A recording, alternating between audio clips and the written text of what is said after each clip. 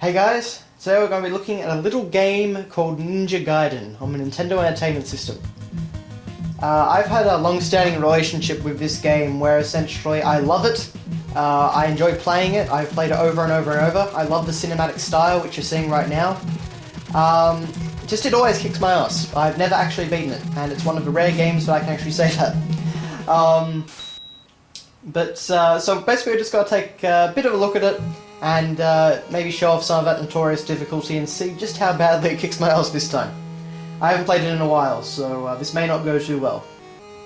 As you can see on the screen right now with this intro cutscene, Ninja Gaiden's cutscenes were absolutely amazing at the time. I mean, gamers hadn't seen anything like this at this point. It's essentially a modern cutscene, just, you know, a little, of course, in sprites and 8-bit and whatnot. But I think with the detail of these, scenes and whatnot, you're really pushing, 8-bit to its limits, and it's amazing what they achieved. But anyway, so we're just going to start the game up, and we'll see how we go. So this is for one game I've played that I never expect to beat any time in my lifetime. At any point in my lifetime. This is probably, if not the hardest, in like the top 3 hardest NES games. And anyone that's played NES games knows how hard NES games are. So the original version of Ninja Gaiden was actually an arcade side-scrolling beat-em-up made by Konami. And this is made by Konami as well, but it's it's a little bit different from a beat-em-up, isn't it? Essentially it's, kind of your really fast adrenaline packed, arcade hack and slash. That made no sense what I just said, but anyway. So the first level is pretty simple. Just jumping back and, it just teaches you stuff like wall jumping, that enemies come from both sides. Overall it's pretty simple. There's no bottomless pits. One of this game's favourite things is bottomless pits and knockback, but yeah. Notice, of course, you can get in front of the interface up there. You do have secondary weapons. So right now you can see up there I've got the Shuriken, or Ninja's Death Star. So if I press up and B, I can use that. It's basically Castlevania, and as it's made by Konami, that makes a lot of sense. Just kind of getting accustomed to it. Again, I haven't played this in a while, but certainly not going to be dying on the first stage. It's pretty easy.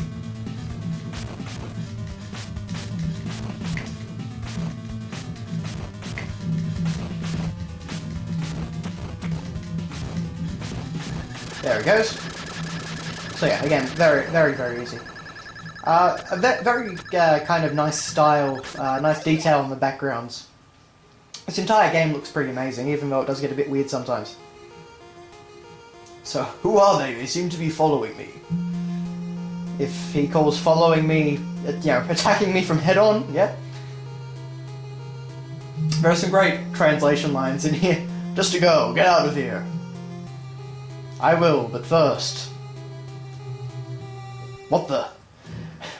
Ryu is kind of... that's his catchphrase. What the? He says it in all the Ninja Gaiden games, and pretty constantly. But, so yeah, now we're in prison. The story in this game is, pretty good for NES. It's obviously pretty silly, but it plays homage to a whole lot of different films, and it's got this great kind of noir style to it. That I don't really think any other games, at least when I think about it, have had. And it's really great to see. I kind of wish some of the later Ninja Gaiden games would take inspiration from this game and its sequel style. But, yeah.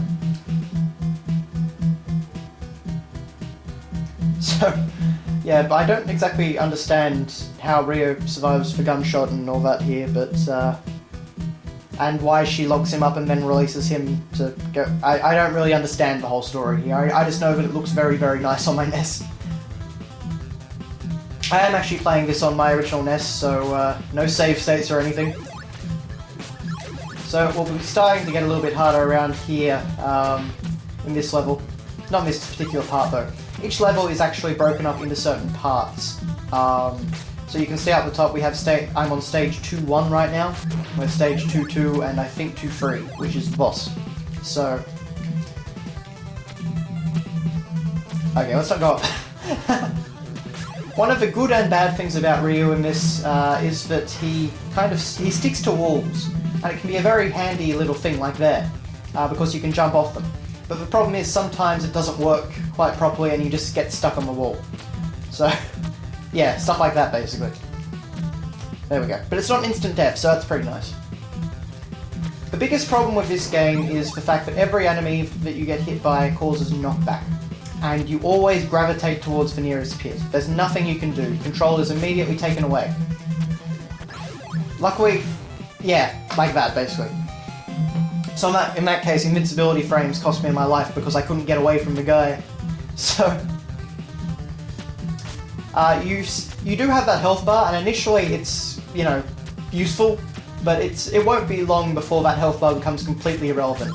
You won't really be getting hit, you'll just be, well, you'll just be falling off a pit. We got the spinny power up here, which has now run out apparently. And the other thing here, of course, is that enemies infinitely... Oh. Okay. Enemies infinitely respawn if you just go off the screen. So that can become rather a problem soon. And in stage 2-2, we're going to see a very, very annoying example of that. Notice, of course, the bats. Again, this is Konami. The bats basically follow the Medusa head pattern.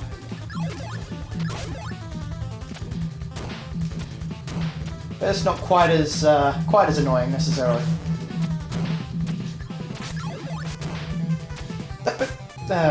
Okay. That was not good. Oh dear. Ninja Gaiden can be a very hard game. This part I normally don't have too much trouble with. It's just a matter of getting back into the feel of it all. In terms of how you actually play the game, A is jump, B is sword slash. You can slash on the ground or in the air. You can press down to crouch and do a crouching slash. So you've got pretty good, you know, a range of abilities for this sort of game. Of course, as I said before and showed, you've also got secondary weapons. So you've got the shuriken, you've got this sort of flame wheel thing that you can throw out in a diagonal, upwards diagonal I should say. You've also got like this invincibility sort of, bats. So as you can see, it's not going to take me long to start buggering this up. Oh dear. Oh dear. Okay, I think we're getting sort of into the swing of it now. Okay. So we just have to climb up here, if I can make the jump. There we go.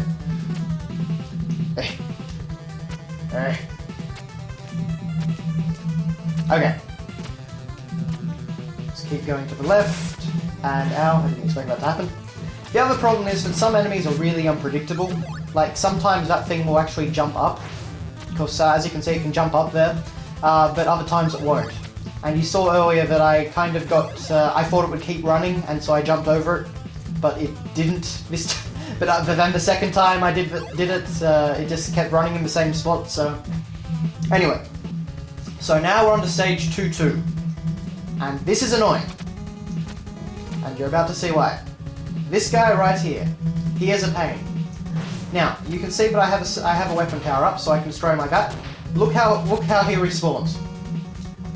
Now I'm out of power up. And he has no timing. Sometimes that jump can really mess you up for a long period of time. Essentially, placing a dickhead enemy like that, which throws stuff at without a pattern, just at the edge of a cliff with a game that has knockback. Oh, there you go. It's just jumping. I'm pretty sure he's supposed to keep going. Unfortunately, that kind of makes my job a bit harder. Or not.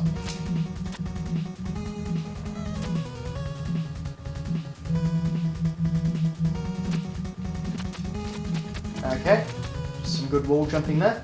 And here we go. We have the flame shield here. And this is invincibility. This is about the only time that you'll ever see the flame shield though, so don't get used to it, unfortunately.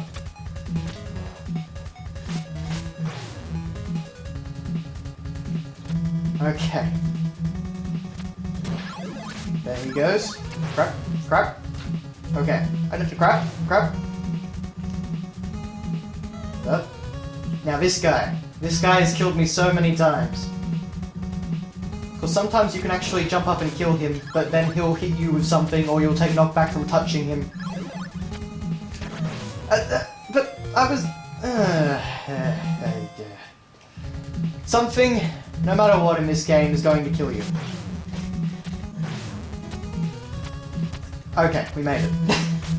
Sometimes that guy can actually respawn while you're hanging on the edge of a cliff there. It's kind of actually rather hard to talk over this one, just because it's... You know, everything is trying to kill you. Now, if I fall down there, I'll probably get shot.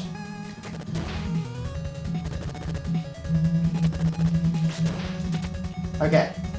Now. Also, I should say, if you don't grab the ladder and you fall down that gap, you will die. That can also be a rather frustrating thing, because sometimes you'll touch the ladder, but you won't actually grab onto it. I mean, overall, the game's controls are actually really excellent. You know, everything is pretty responsive and whatnot. It's just, you know, collision detection and stuff like that messes you up. But the game itself actually controls like a dream. It's just... you are kind of not equipped well enough to deal with the challenge. Okay, we got past it. Okay, there we go. Now, you.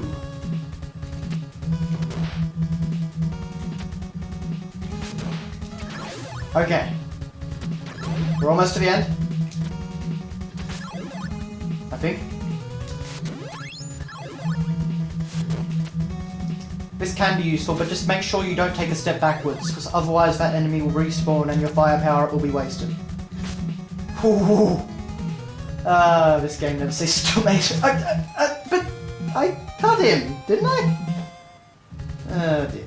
But one good thing I will say about, you know, what they do in this game is that they have a lot of checkpoints. You have infinite lives, you can just keep restarting after game over. And you know, they never put you too far back. It's just well, actually, until the final boss. The final boss puts you back 3 stages. So, yeah, in the hardest part of the game, they decide to make you... they decide to finally be a dick. So, but until then, they are pretty friendly with it all. You have lots of... you have infinite chances. So, theoretically, you can beat this game eventually. It's just that most people will kind of, you know...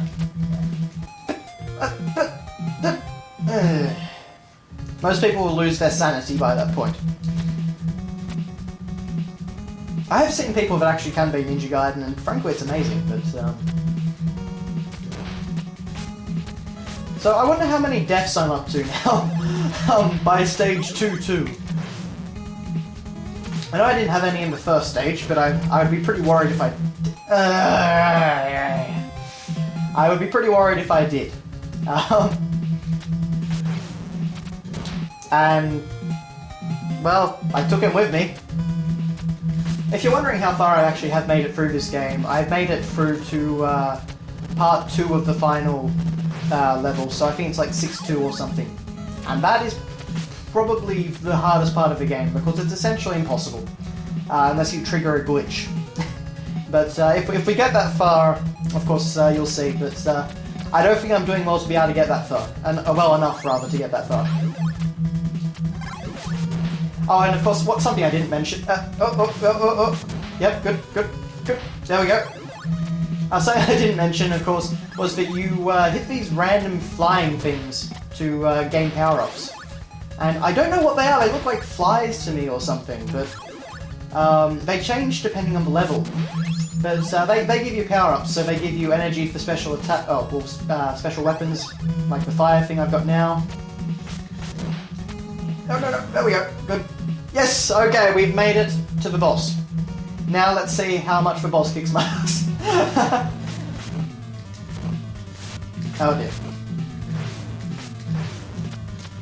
Uh-oh.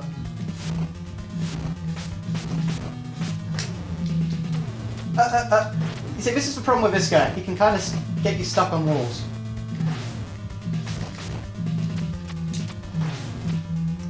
Come on. No. No. Oh, 1 health. And that's what happens when you lose on the boss. You see how before I was going back only a little distance? Well, when you lose on the boss, for some reason, it sends you back. It overrides all your checkpoints. Your failure is so great that essentially, yeah.